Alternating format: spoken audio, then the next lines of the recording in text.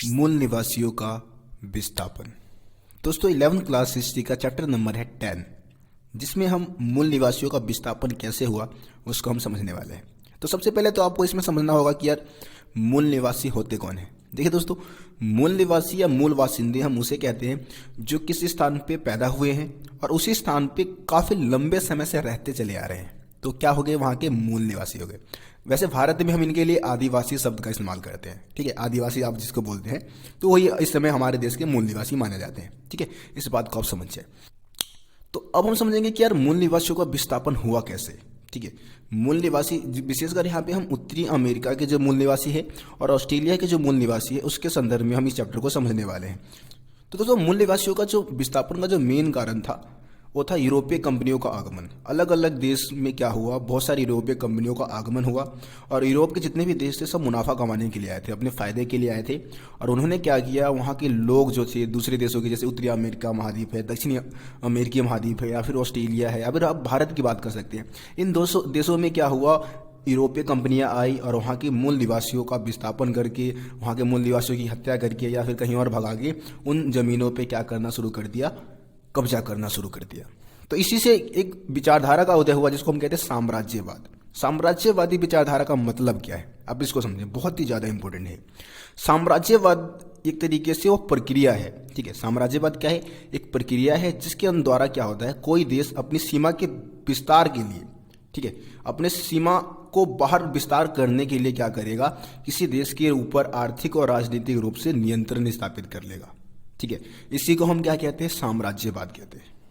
और साम्राज्यवादी विचारधारा से ही उपनिवेशवाद विचारधारा का उदय होता है। उपनिवेशवाद का भी मतलब यही होता है कि जब कोई देश क्या करता है, किसी देश को आर्थिक और राजनीतिक रूप से गुलाम बना लेता है, तो उसको हम कहते हैं उपनिवेशवाद। जैसे कि भारत की अगर आप बात करें तो भारत भी तो किसका उपनिवेश था, ब्रिटेन का उपनिवेश था, मतलब यानी कि गुलाम था, ठीक है। अब बात करते हैं कि यार साम्राज्यवादी ये जो विचारधारा है, साम्राज्यवाद को बढ़ावा देने वाले देश कौन कौन से थे, ठीक है। तो यहाँ पे इस रेस में सबसे आगे थे ब्रिटेन, उसके बाद फ्रांस, पुर्तगाल, स्पेन और हॉलैंड, ठीक है। तो ये 5 ऐसे देश थे जो क्या कर रहे थे, साम्राज्यवादी विचारधारा को बढ़ावा दे रहे थे, यानी कि अपने देश की सीमाओं का विस्तार कर रहे थे, नए नए देशों को गुलाम बना रहे थे। तो ये हो गया आपका साम्राज्यवाद। दोस्तों आप लोग देख रहे हैं मेरा यूट्यूब चैनल रोशन सा स्टडी पॉइंट, जिसपे आप लोगों को सभी चैप्टर एनिमेशन के माध्यम से समझाया जाता है। तो यार आप लोगों ने अगर चैनल को सब्सक्राइब नहीं किया तो जल्दी से सब्सक्राइब करके बेल आइकन को प्रेस कर दिए, ताकि मेरे चैनल पे आने वाली सभी वीडियो का नोटिफिकेशन आप तक पहुंच सके। और इस वीडियो को ज़्यादा से ज़्यादा दबाकर शेयर कर दे ताकि ये वीडियो वायरल हो सके। तो चलिए दोस्तों आगे इस चैप्टर को हम कंटिन्यू करते हैं। तो गाइस अब हम बात करते हैं कि जो उत्तरी अमेरिका के जो मूल निवासी है उनकी जीवन शैली कैसी थी, उनके जीवन की विशेषता क्या थी, ठीक है। तो इसमें आप सबसे पहले बताएंगे कि यहाँ के लोग नदी घाटी के साथ साथ बने गाँव में समूह बनाकर रहते थे, ठीक है। नदी घाटी के आसपास गांव बनाते थे और वहाँ पे समूह बनाकर ये लोग रहा करते थे। अब ये मछली और मांस खाते थे और सब्जियां तथा मक्का उगाया करते थे, ठीक है। तो भोजन का मुख्य साधन क्या था, मछली और मांस, इसके अलावा कई प्रकार की सब्जियां तथा मक्का उगाते थे। ये अक्सर मांस की तलाश में लंबी यात्राओं पर जाया करते थे, ठीक है, शिकार करने के लिए, ताकि मांस की प्राप्ति हो सके। तो इसके लिए लंबी यात्राएं भी ये किया करते थे। अगर मुख्य रूप से देखा जाए तो इनको उन जंगली भैंसों की तलाश रहती थी जो घास के मैदान में घूमते रहते थे, मतलब कि जंगली भैंसों का शिकार किया करते थे। और लेकिन देखिए एक और ख़ास बात इनके बारे में आप समझे कि ये उतने ही जानवर को मारते थे जितना उनको ज़रूरत है, ज़रूरत से ज़्यादा जानवरों का शिकार नहीं करते थे, ठीक है।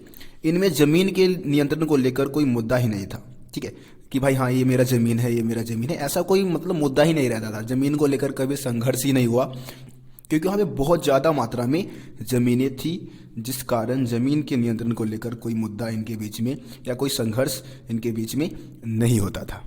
इसके अलावा ये जो लोग थे वो कुशल कारीगर थे और खूबसूरत कपड़े भी बुना करते थे, तो बुनाई का काम भी ये बहुत अच्छे से करते थे। सो गाइस ये आपको उत्तरी अमेरिका के जो मूल निवासी थे उनके जीवन की विशेषताएं थी। दोस्तों अभी हमने जो उत्तरी अमेरिका के जो मूल निवासी थे उनके जीवन की विशेषता तो समझ लिया, लेकिन आपको पता है कि धीरे धीरे फिर वहाँ पे यूरोपीय कंपनियों का आगमन होता है। आपको पता होगा कि स्पेन का एक नाविक था जिसका नाम था कोलंबस, ठीक है। कोलंबस ने 1492 में अमेरिकी महाद्वीप की खोज की थी, ठीक है। और वो वैसे भारत की खोज में, कोलंबस जो था वो भारत की खोज में निकला था, पर भारत को नहीं खोज पाया, वो कैरिबियन द्वीप समूह पहुंच गया था। ठीक है, मतलब अमेरिकी महाद्वीप की उसने खोज कर दी थी और वहाँ के मूल निवासियों को देखा तो बहुत ज़्यादा काले थे, और मतलब काले थे, थोड़ा रेड फेस था उनका, तो इसीलिए वहाँ के लोगों को उसने रेड इंडियंस नाम दे दिया, रेड इंडियंस। और काफ़ी लंबे समय तक यूरोप के लोग उसी को इंडिया समझ बैठे थे। ठीक है, लेकिन वास्तव में आपको पता है कि इंडिया की खोज वास्को डिगामा ने 1498 में की थी। ठीक है, और ये सब मतलब कहीं ना कहीं यूरोपीय कंपनी जो इन नए नए देशों की खोज कर रहे थे तो अपने मुनाफे के लिए कर रहे थे, वहाँ से व्यापार करने के लिए, मसाले मंगाने के लिए, लकड़ियों को आयात करने के लिए, या फिर जो भी खनिज संसाधन है उसको वहाँ से मंगाने के लिए क्या कर रहे थे, नए देशों की खोज कर रहे थे। मतलब मेन पर्पस इनका था मुनाफा कमाना। ठीक है, तो जाहिर सी बात है कि जब यूरोपीय कंपनियों का आगमन हुआ होगा, जब बहुत सारी यूरोपीय कंपनियां या यूरोप के लोग उत्तरी अमेरिका पहुंचे होंगे, तो वहाँ के मूल निवासियों का एक तरीके से विस्थापन करना शुरू कर दिया होगा और वहाँ के मूल निवासियों का शोषण करना शुरू कर दिया होगा। तो यहाँ पे एक मेन टॉपिक है जो आपके एग्जाम में क्वेश्चन आ सकता है, उसकी बात कर लेते हैं हम, कि जो उत्तरी अमेरिका के जो मूल निवासी थे यूरोपीय लोगों के व्यवहार को देखकर दुखी क्यों होते थे।